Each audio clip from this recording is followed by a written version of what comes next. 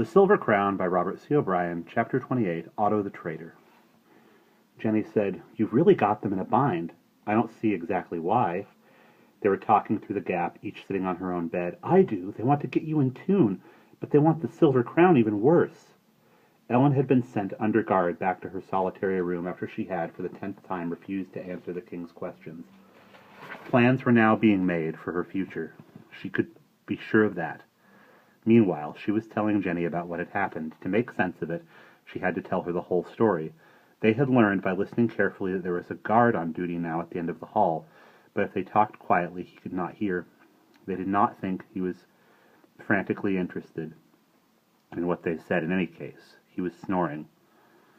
"Maybe so," Ellen said, "but I'm afraid they'll just try to do both." "But that's it. They can't." "Why not?"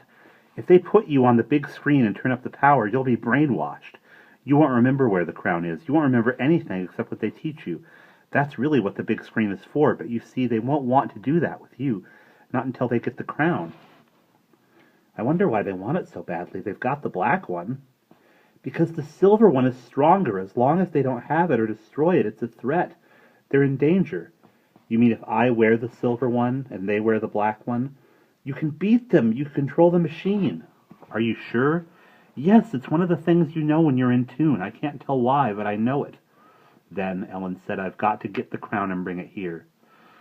"But they'll take it away from you." "Not if I can get it into the throne room, to the machine, and put it on." "No," Jenny agreed. "Then they can't. But how are we going to do that? Will you help?" "If I can, then listen. No. Throw your blanket through again. I'll climb over." Ellen had now become adept at sliding through the gap, and a minute later she and Jenny were sitting side by side on the bed, laying out a plot.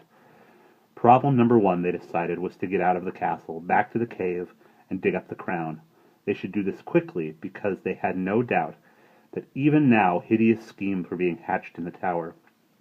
Ellen told Jenny her theory about the stream and the crevasse. With luck, that would be their escape route. But supposing they did get that far, what then? "Then," said Ellen, "I think we should head over the pass, down to the highway, and find my Aunt Sarah. She'll get a bunch of police, and they'll force a way into the throne room." "No," Jenny said, "that won't work. Don't you see, as soon as the police get on the black paths or into the castle, they'll do what the machines tell them. Every now and then somebody does wander in here, a hunter or a hiker, and that's what happens. The king likes it, new recruits. Anyway," she added after a moment, "they'd probably catch us before we got through the pass. Then," said Ellen desperately, "there's only one thing we can do. We've got to get the crown and sneak it into the throne room. But how can we?" They puzzled over this in silence, and then Ellen said, "Do you suppose they'll take me up to the throne room again to talk to the king?" "I suppose they will, to try to get you to tell him where the crown is." "And if I have it with me, then, in my pocket—" "Oh, Ellen, yes! That would work! Then you could just put it on your head and you'd have them." "Then I've got to get it now, and get back in here, and be here when they come." "But the guard, suppose he wakes up." At that precise moment there came a rap on the door. They both realized to their horror the snoring had stopped some time ago. A key turned in the lock. The guard must have heard every word. But when the door opened, it was not the guard at all. It was Otto, looking proud of himself, calmly twirling the key on a chain around his finger. In the other hand, he held a blowgun loaded with a dart. "Hello," he said. "How's your ankle?" "Otto!" cried Ellen, running toward him. Since her intentions were obvious, he ducked behind the chair. Glad as he was to see her, it was clear he was not going to be hugged by a girl. "Cut that out," he said in a pleased voice, "or I'll put you to sleep too." "You're Otto?" Jenny said incredulously. "But how? That's not possible." "It is possible. They taught me how to use a blowgun, so I used it. And I stole all the darts. Anyway, who are you?" It took perhaps 15 minutes of explaining to get things straightened out. What puzzled Jenny was how Otto, having been in tune, had nonetheless been able to escape, or had even wanted to escape. Otto himself was none too sure on this point. "They thought I was in tune, and I guess I was. Partway at least, but in the blowgun class they turned it off. They almost always do in the classes." Both girls knew this was true. "And all of a sudden I remembered seeing Ellen, and I decided to find her." What puzzled Ellen was how he had got by the guard. "I used the blowgun. A dart with some stuff they call karari on the tip. He won't move for hours. At least that's what they taught us. What puzzled Otto at first was where the crown was. Why didn't you bring it? No, I buried it in the cave. Where in the cave? Near the front door. But he wanted to know exactly where. And finally, Ellen said in some exasperation, I don't know exactly where. I mean, I didn't measure it or anything. But I can find it when we get there. Well then, said Otto, let's go and find it. That's what we were talking about when you came in, but we didn't know how to get out past the guard. Quickly, she outlined their plan to Otto. He was immediately enthusiastic. The guard's out like a light, but he'll wake up in 4 or 5 hours, so we better go now. It takes that long to get there and back. If it's the same stream, if it really goes to the cave, it must be the same one, he said. There aren't any other streams near here. And he knew, for he had hunted through the forest for days. They passed the guard, lying on his side, rigid, his eyes open but unseeing. Ellen stared at him. He looked dead. It's all right, Otto said. He's not dead. Curare just paralyzes you. He'll be okay when he comes to. Come on, we've got to hurry. And as they tiptoed past him, Ellen could see that the guard was, in fact, breathing. They walked down the spiral staircase in single file, Ellen leading the way at first. When they got to the iron gate, she paused 3 seconds to listen for voices. She heard nothing, and Otto charged ahead, still holding his blowgun. Come on, he said, we've got to hurry. Ellen wondered at this. It was, after all, her plan, her expedition. He was certainly taking charge in a rush. Still, she could not be seriously annoyed. She was too glad to have him there. Anyway, he was right. They did have to hurry. They rounded the last circle and reached the bottom in the same absolute blackness Ellen had found before. Now their problem was to stay together, for they could not see one another at all. Ellen felt a hand clutch hers. Here, Otto's voice said. Put your hand on my shoulder. Jenny, put your hand on Ellen's shoulder. Then we'll know where we are. They stepped into the water, felt its flow, and headed upstream in a miniature snake dance. As it turned out, the thing was absurdly simple. Ellen had feared there might be deep pools. They would have to swim in the pitch dark, but the water stayed obligingly ankle-deep. The bottom smooth and hard, they sloshed steadily forward for 10 or 15 minutes, the splash of their feet in the water the only sound. Otto had thrust his blowgun into his belt and held his arms out in front of his face. Occasionally they strayed from midstream, and then his fingers would touch the rock wall, cold and wet on one side or the other. At last, just as she had in her dream, Ellen saw a speck of light ahead of her, as uncertain as a firefly. I see daylight. I do too. So do I. 2 more minutes and they were out of the dark. A streak of blue sky appeared overhead, vague as a crack in a plaster ceiling, but growing quickly wider. They could make much better progress now, and Ellen, not having to worry about what the next step would bring, could think. What she thought was this.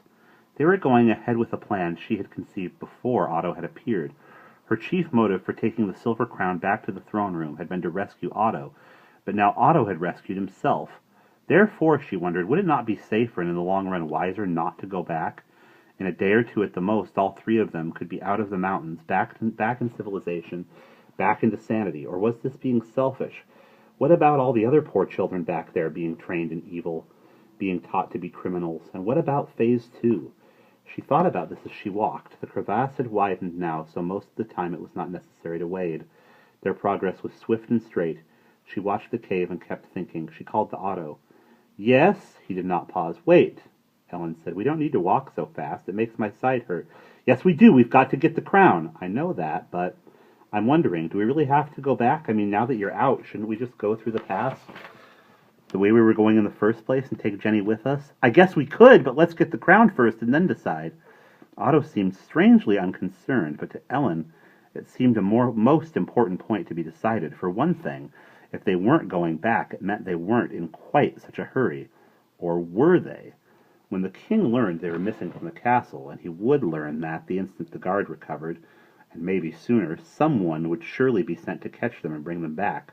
Probably several people, a whole expeditionary force. They could block the path, so maybe they were in even more of a hurry. She trotted along, keeping up with Otto. Jenny brought up the rear. The crevasse widened and ran straight as a city street. Far ahead, she saw a gray jumble of boulders. We're getting there. I know, I see them. See what? Jenny had never been there. Those rocks up ahead, that's where the cave is. Ellen felt excited, not only about getting the crown, but about seeing the beautiful cave again. It seemed to her almost like home, or the nearest thing to a home she had. In another 10 minutes, they were at the back door. Otto had already disappeared inside. Would the crown be there? Ellen had a quick dread that someone might have been there after her and dug it up. Had she covered the hole carefully enough? Everyone who has ever buried treasure has had the same thoughts. Apparently she had. For Otto was up near the front door searching, and could not find it. Ellen and Jenny joined him. Jenny was staring at Otto in a rather odd way. "Where is it?" His voice was impatient. Ellen looked. She had, after all, done a good job, considering how stiff her ankle had been and how hungry she had been. At first she could not find the spot herself, but then she remembered she had marked the wall with an X. There it was. She knelt down and dug. In a moment she was brushing the gravel from the crown. It lay in her hand, beautiful, warm, and silvery, its blue stones shining. Jenny said, "Oh!" in admiration, but something had happened to Otto. He looked all at once strange. He began to shout in a sort of insane exclamation, "We found the crown! We found the crown!" He shouted this over and over, 5 times in all, at the top of his lungs, in a high, trumpeting voice. Ellen was alarmed. Had he suddenly gone mad? She stared at him, his head thrown back, his eyes strange, his blowgun thrust in his belt. His belt! She had no belt. Nobody in the castle had a belt, but Otto had, of black leather with a shiny black metal belt buckle. Then she thought of the doll with the black pupils and the watch with the black hands. She reached out, grasped the belt, and gave it a fierce pull. It had been hastily made. It snapped and came loose in her hand. She threw it as hard as she could. Flying end over end like a shiny black snake, it sailed out of the door of the cave and plopped into the brook, where it floated away downstream. The blowgun clattered to the ground. Otto looked bewildered, and tears suddenly streamed into his eyes, but Jenny kept her head. "Ellen!" she cried. "It's a trick! Don't you see?" She snatched the crown from Ellen's hand, and before they could move, she was out the front door of the cave and leaping up the boulders like a chamois. She vanished into the forest. Ellen was stunned. "Jenny stole the crown," she said in dismay. "Otto, we've got to catch her." But Otto only said in a sad voice, "She was right. It was a trick." And even as he said it, the black-clad figures filled both doorways, led by the grim face of Captain Julio. They were ambushed. Then Otto moved, swiftly, efficiently, with hatred in his eyes. He picked up the blowgun, had a dart in his hand, put it in, leveled the gun. His cheeks made a poof of air, and one black shape rolled on the rocky floor and did not move. Another dart, another puff. One more down. He got 3 in all, but it was hopeless, of course. There were too many. "Rush them!" growled Captain Julio. Black arms seized Otto roughly, threw him down, pinned his arms, and the blowgun was theirs. But Jenny had got away. End of chapter 28.